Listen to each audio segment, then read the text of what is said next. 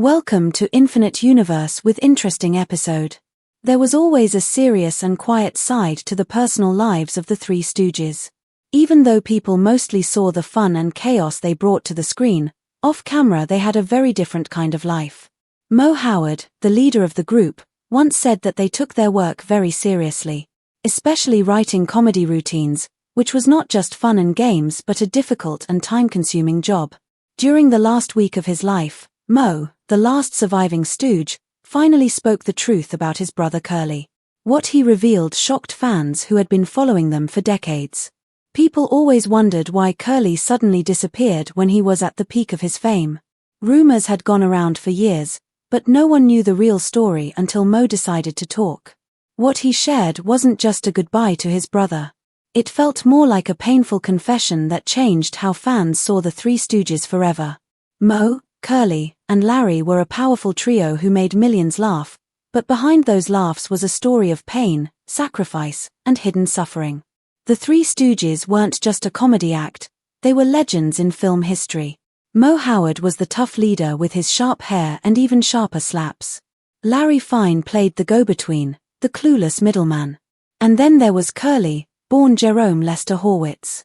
He became the heart of the group. His high-pitched voice, strange facial expressions, and wild movements made audiences love him. He wasn't even the first choice for the group. When Moe's other brother Shemp left the act in 1932, they needed someone new. Curly wasn't a trained actor, and many people thought he was too soft-spoken and gentle to be a stooge. But Curly wanted the role badly. He shaved off his thick hair and mustache to make himself look funnier.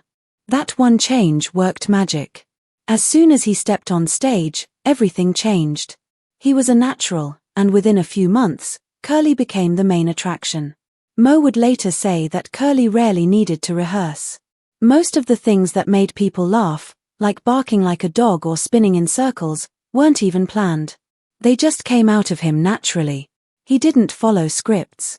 Directors simply let the camera roll and trusted Curly to deliver.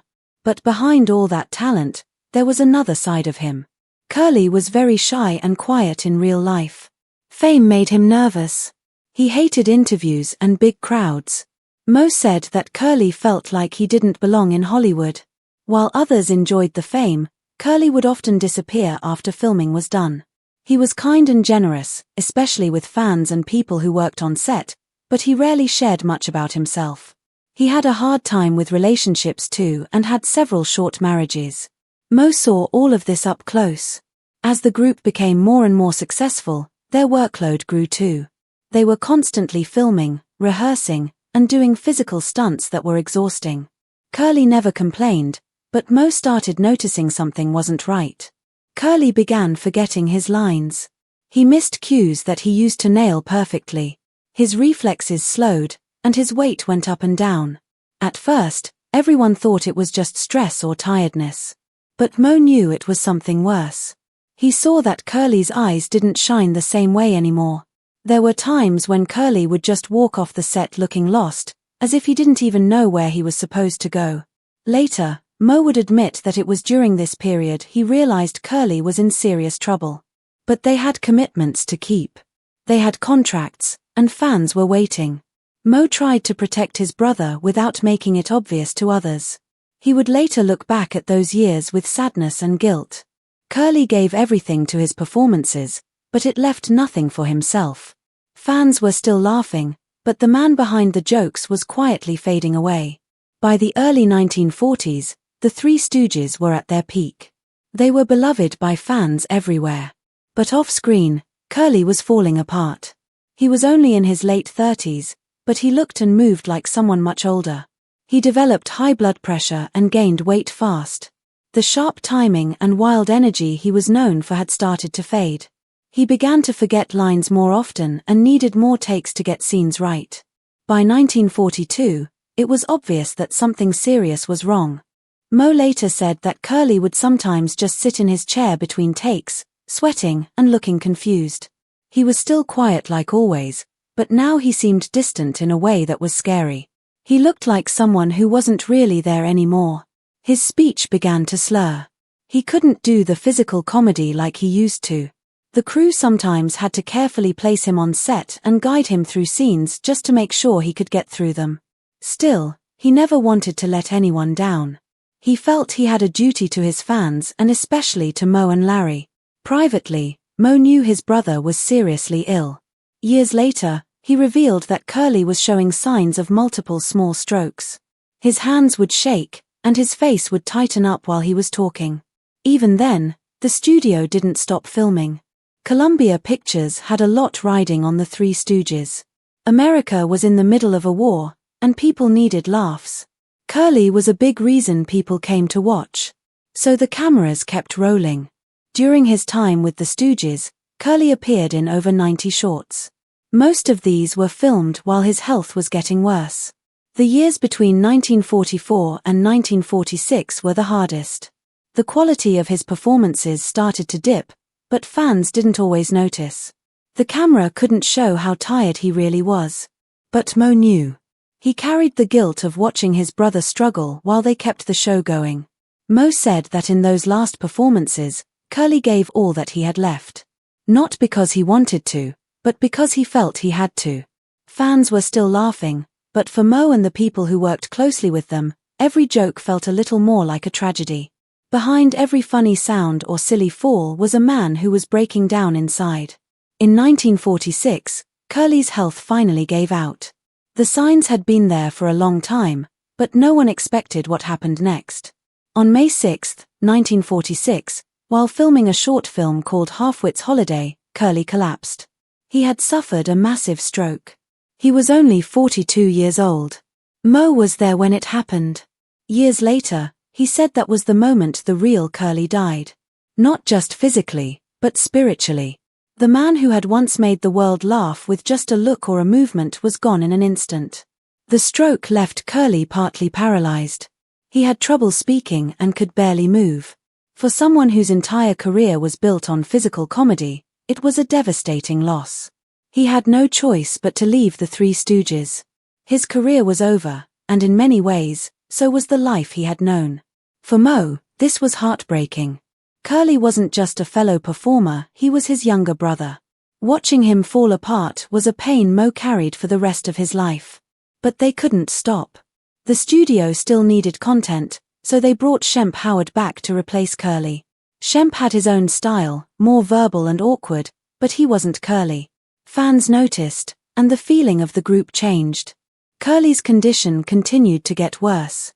After his first stroke, he had more. He was moved from one hospital to another. Some reports even say he spent time in mental health facilities because his emotions were hard to manage. He became forgetful and sometimes confused. There were times he didn't remember who people were. In 1949, fans got one last look at him. He made a short appearance in the film Malice in the Palace. It was a small role, and even then, it was clear that Curly was no longer the man they once knew. He couldn't move the same way. He couldn't speak with the same energy. It was sad and painful to see. Moe continued performing with the group. But behind the laughs, he carried a deep sadness. He didn't talk about it for many years. It wasn't until the final part of his own life that he finally opened up. He spoke about the truth of what happened to Curly, how a beloved comedy icon was slowly destroyed by the very thing that made him famous. The story of Curly Howard was no longer just about laughs. It had become a story of pain, sacrifice, and a brother's quiet sorrow that never went away. Curly Howard, the beloved and wild-hearted member of the Three Stooges, was known around the world for his infectious energy, slapstick comedy, and unforgettable personality. But behind the laughter, behind the rolling eyes and playful punches, was a man in silent pain. As millions watched his antics on screen, Curly's real life was quietly unraveling, and very few truly understood the storm he was facing off camera.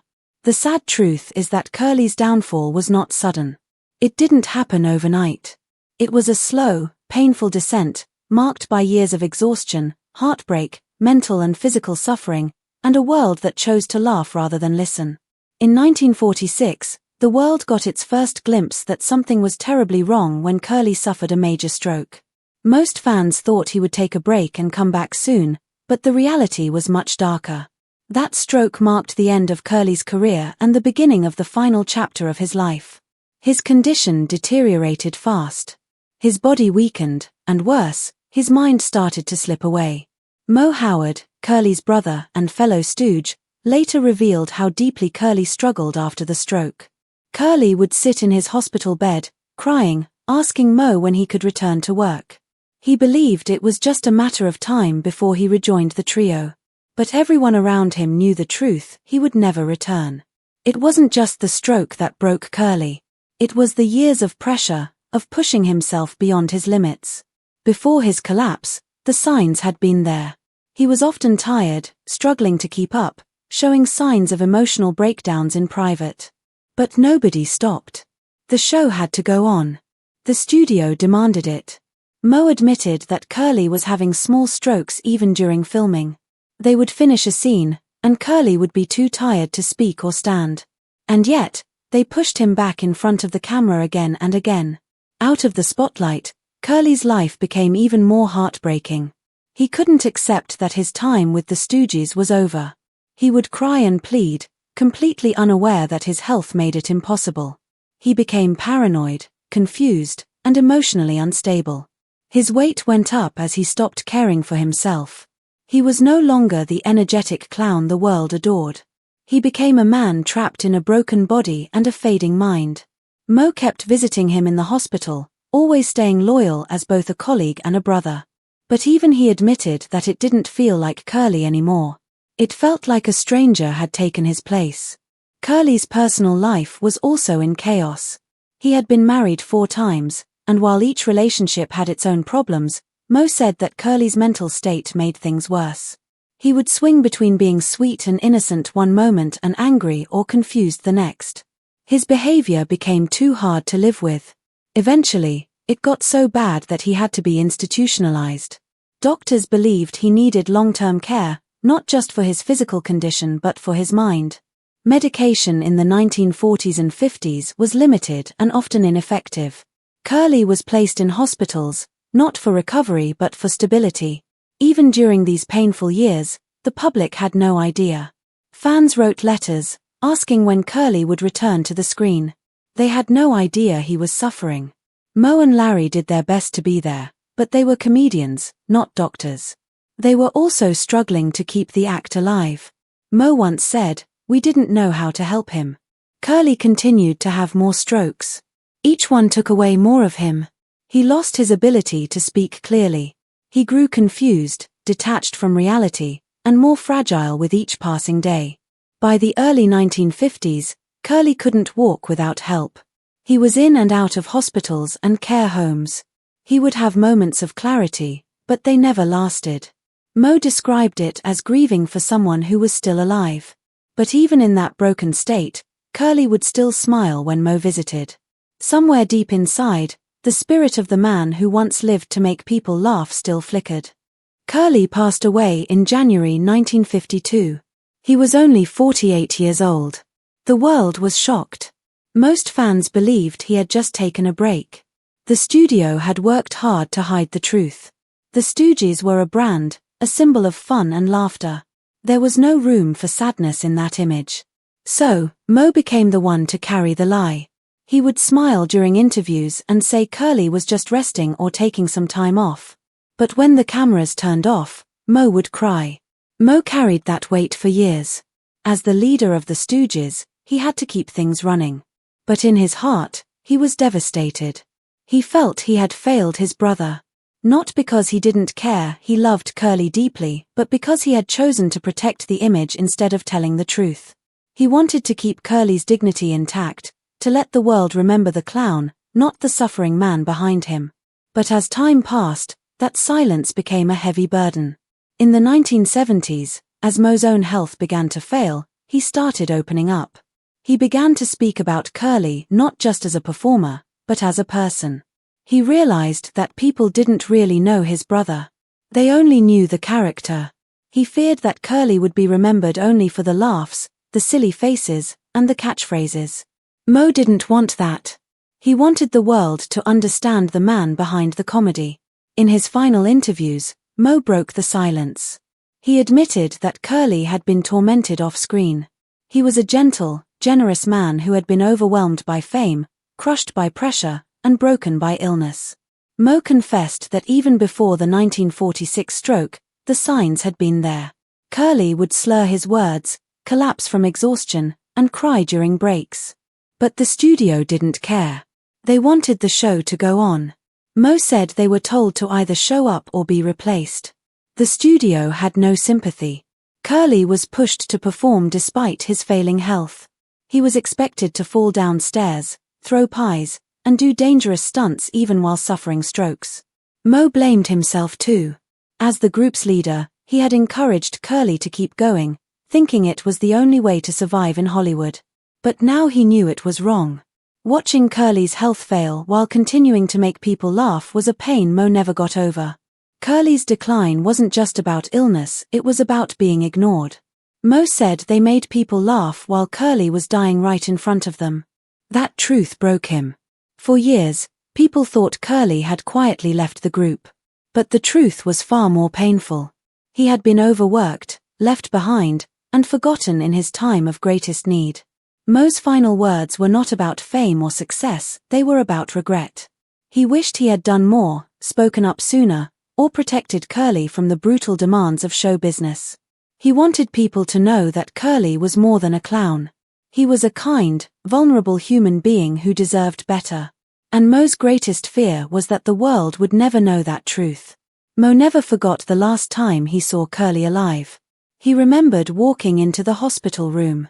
Curly was frail, thin, and barely aware. He didn't speak, but he held Moe's hand tightly. That was their final moment. A silent goodbye. Moe walked out of that room and broke down in tears. Curly passed away just days later, and the world mourned a legend they never really knew. Even after Curly's death, the show went on. The Stooges continued with other members. Moe kept performing. But offstage, he was never the same. He rarely spoke of Curly, except in carefully chosen words that avoided the full truth. That changed only when Moe's time was nearly up. Diagnosed with lung cancer, he knew he didn't have long. And in those final months, he told the real story. He warned young performers not to sacrifice their health for fame. He told them about Curly, not the clown, but the man. He said the entertainment industry could chew people up and spit them out. Curly's story, to him, was not just a tragedy. It was a warning. Moe passed away on May 4, 1975, at the age of 77. But he died with a little peace, knowing he had finally told the truth. He had lifted the burden of silence and given the world a chance to understand the man behind the laughs. Decades later, the story of Curly Howard still touches hearts. Not just because he was funny, but because he was real. Because he suffered in silence while making the world smile. And now, thanks to Moe, the world finally knows. Curly Howard's life wasn't just about comedy. It was about the high cost of laughter. About a man who gave everything to entertain, and in the end, was left with nothing but pain. But through Moe's confession, that pain has turned into a powerful legacy, a reminder that behind every laugh may be someone silently crying. And it's up to us to see them, to listen, and to never ignore the warning signs again. Thanks for watching. Keep it and stay tuned. Like and subscribe our channel. Have a good day.